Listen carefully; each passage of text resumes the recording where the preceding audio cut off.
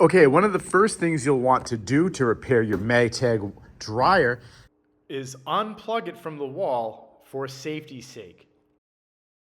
You may or may not need to disconnect the ducting. I'm going to show you how to do that. Okay, to remove the hose clamp, in my case, it is a flathead screw. All right, we got that off, and as always, there's some dryer lint in the tube and different things that have gone through like a lollipop.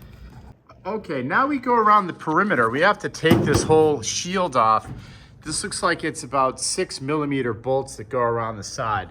Let's get those off.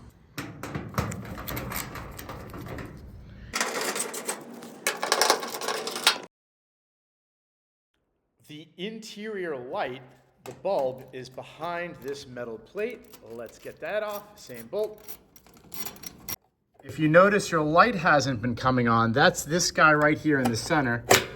That unplugs, and there's your bulb that you can replace if that's burnt out, if that's important to you. It's a vibe, skibbity bop, I'm just get high, got the brain rot, it's creeping inside.